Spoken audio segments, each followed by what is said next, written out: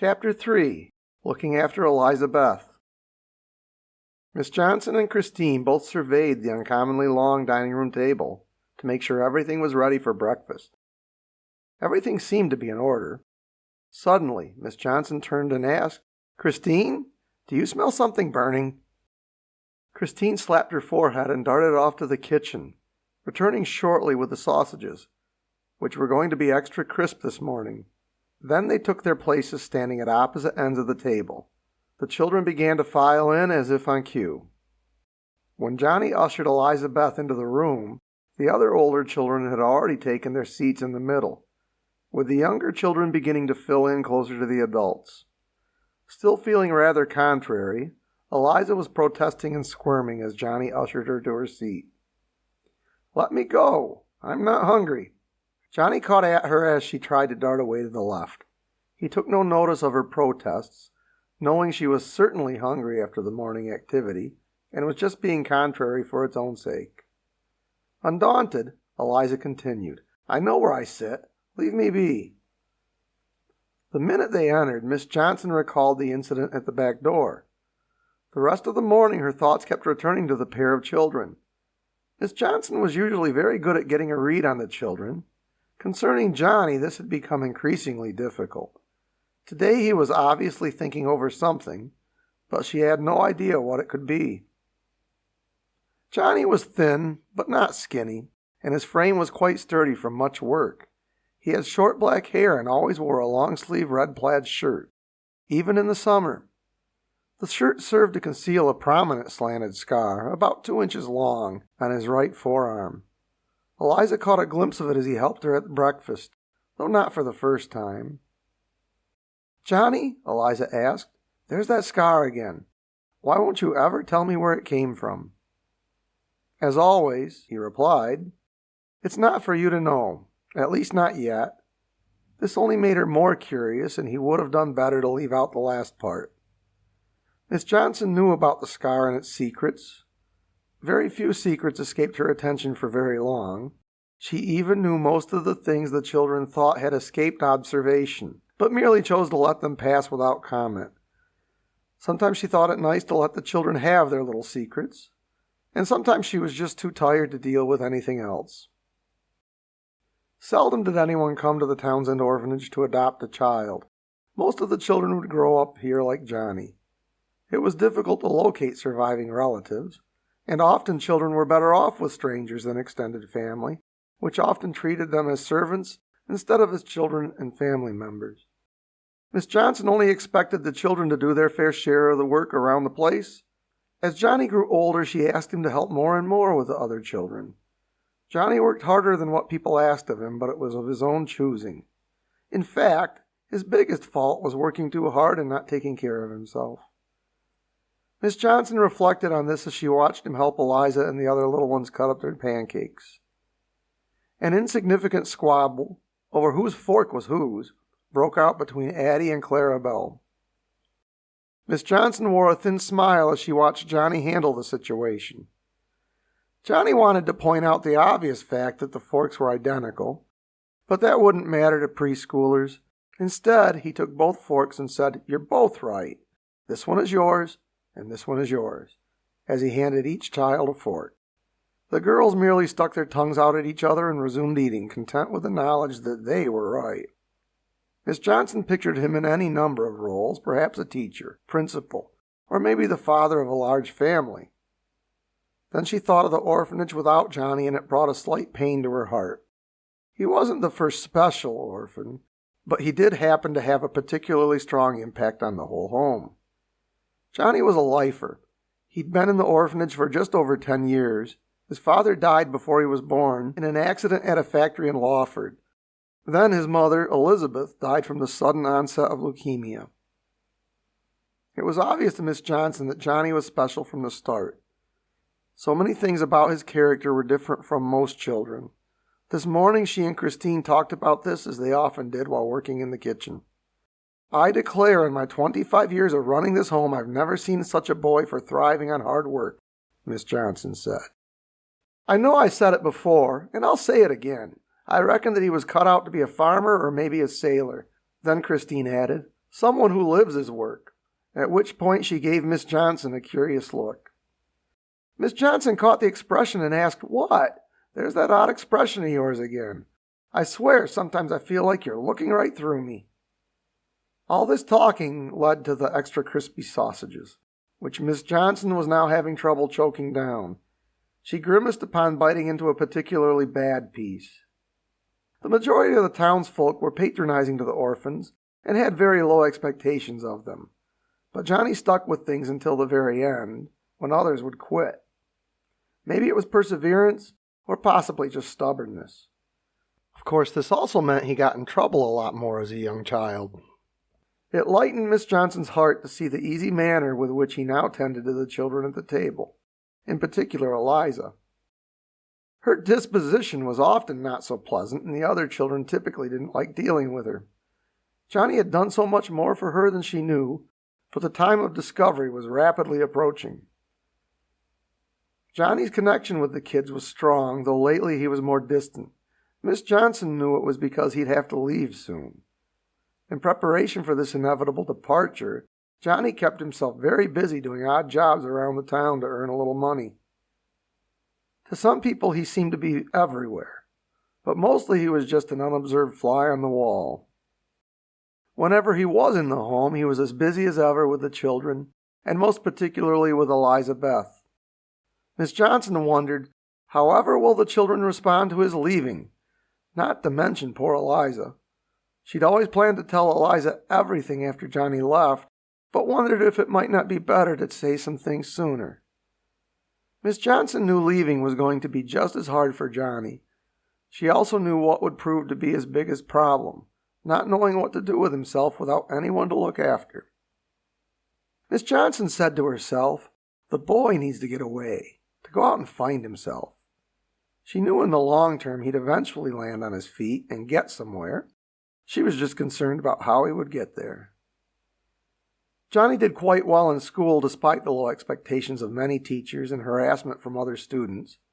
Johnny observed that most children seemed to live down to these expectations, so he chose to work even harder and try to overcome them. Johnny saw so many children ahead of him return trying to get a handout or seek comfort from Miss Johnson for a hard life. There were always new children, so there was little she could do for the returning adults. He was ambitious and would claw his way to success if he had to. But success at what? When asked what his plans were, Johnny only said, "I have a few ideas, but nothing is carved in stone," or something equally vague. He obviously wanted to get somewhere in his life, but wanted to keep it a secret in his own heart. Miss Johnson concluded, perhaps Johnny has no idea what to do. The ones who come back are always those whose plans have failed. Perhaps it's better for Johnny not to plan too much after all. Miss Johnson came back to the present as Eliza made a fuss over something on her plate. It was clear to Miss Johnson that her bad attitude arose mostly from a bad temper, and now she was reacting to eggs in her grits again. Johnny slipped with a knife while cutting her pancakes and accidentally mixed them together. Johnny handled this type of problem better than Miss Johnson did because he also liked to eat one thing at a time, a concept that confounded Miss Johnson. She'd only fuss, "Goodness sakes, child, it all goes to the same stomach." Eliza whined, "Johnny, you did that on purpose. Now my eggs and grits are both ruined." Johnny merely scooped aside the small bit that actually mixed and picked out the few pieces that had jumped into the other. He said, "There, now if you can still taste the difference, you're a worse eater than me." He felt certain she'd say no more because she didn't want to be worse at something. Eliza's face returned to her neutral expression and she resumed eating. Now and then she pushed the mixed glob further toward the edge to avoid eating it by accident. Later, when she was scraping her plate clean, she ate it all without even thinking about it. Miss Johnson shook her head and thought to herself, "Poor Eliza. Nothing in her life ever seems to go her way. She has to be kept on a shorter leash than the rest, and then on top of everything else she still has to contend with everyday things like eggs in her grits." Eliza Beth was obviously a descendant from the Africans that originally came to America as slaves. But beyond this, Eliza knew nothing about her family background. All she knew or could remember was life in the orphanage. Only a couple of people knew all the circumstances regarding Eliza's arrival at the orphanage. In town, very few people were even aware of her presence there at all. Miss Johnson couldn't prevent everyone from knowing, but she hoped those who found out would know to keep their mouths shut. Eliza was the only child of African heritage that had ever been at the orphanage, and segregation was still the law of the land. For now it seemed the best course if they did nothing to draw attention to Eliza's presence. Eliza wasn't blind to this fact, but she didn't understand all this meant. All she ever heard was, "Wait until you're a little older. You wouldn't understand." Unfortunately, she had a very inquisitive and wondering nature, therefore wait was a very frustrating answer. Elizabeth normally wore her hair in 2 braids because it was so coarse Miss Johnson didn't know what else to do with it. Fancy hairstyles were not something that came out of the orphanage. Even clothing was simple. All the girls normally wore plain summer dresses that looked as though they were last year's curtains, and sometimes they really were. Today, most of the girls wore a mauve dress with a paisley pattern. When the girls first began filing in, Christine thought, "Wasn't that the fabric from the front window last fall?" Putting simple hair and clothing aside, when Eliza didn't scrunch her face up into a scowl, it was almost angelic. Miss Johnson often wondered what sort of child Eliza might be under better circumstances. Eliza didn't always do so well with the other children. She just expected people not to like her and started to behave in ways that were not very likable. For some reason, Johnny seemed to not mind her smart comments and whining complaints. Miss Johnson just shook her head and thought, when Johnny leaves, things are going to be really hard for a while. She sighed to think about it. I reckon no one will be able to do a thing with Eliza for some time. Nothing to do for it. The time is coming, and that's all there is to it. After kicking it around amidst her other thoughts, Miss Johnson finally decided the business at the back door was handled by Johnny, and there's probably nothing more I can do about it. Johnny's only fault in the matter was not being more forthcoming with information. She took the last sip of her coffee and rose from the table. Miss Johnson usually took a brief break every Saturday after breakfast, while Christine supervised the children with washing dishes. The home's matron tried to squeeze a little time in wherever it fit, a chance to rest her aches and pains. Today seemed like a good day for a walk and a time to talk things over with God. The matron was just buttoning her coat when Johnny caught her. "I nearly forgot. Chief Barton drove past this morning. He asked me to give this to you." Miss Johnson examined the envelope before putting it in her pocket to read later. Then as she started out the door, Widow Jackson passed by the front gate. Widow Jackson wore a light-colored flower print dress, a white lace bonnet, and had an open shotgun slung over her shoulder. The old widow was never too far from a gun. Widow Jackson turned at the sound of the closing door and called out, "Good afternoon, Miss Johnson. I'm just on my way to try and get me a rabbit for supper. If you want, I can try and spy out a nice fat one or two for you and your brood." "No, ma'am. No need to trouble yourself," Miss Johnson answered politely. "We have some stew beef thawing in the pantry. Once it's thawed, we have to use it up, you know. No space in the freezer either. Another time, perhaps. But I'd love to sink my teeth into the one that's fattening itself up from our vegetable garden." Widow Jackson seemed a little disappointed at the refusal, but quickly got back to what had really been on her mind. "Say, I've been meaning to talk with you about something these past few weeks. I was reminded of it this morning when a couple of your brood disturbed my contemplating. You know, I do like to sit and watch that old sun coming up in the east." "Really? I hope they were not waking anyone up." Miss Johnson immediately knew it had been Johnny and Eliza, which now raised her level of concern a couple of notches. "No, they were moving as quiet as church mice. Didn't so much as cause a ruckus. I was merely concerned to see that wee one wandering off alone. That boy of yours, he ran off and brought her back right quick. She had quite a head start. I reckon he must have seen her head out before he was fully dressed. He was tying his shoes up as he come hopping out the door and buttoning up that red old shirt on the way down the street. They was back in the door in no more than 20 minutes. I'm glad Johnny is so alert to these things. I appreciate you bringing this to my attention. Good luck with those rabbits."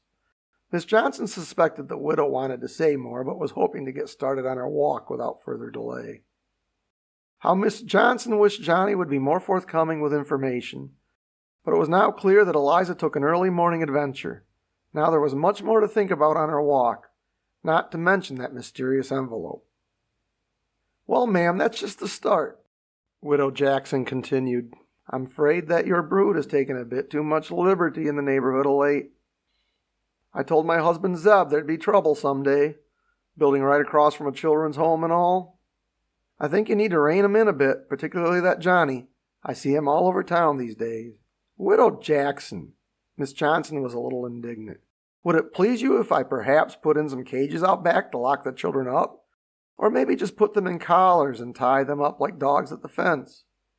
As for Johnny, you should know full well he's preparing to venture out into the wide world." The news of Eliza's wandering off alone made her quite touchy.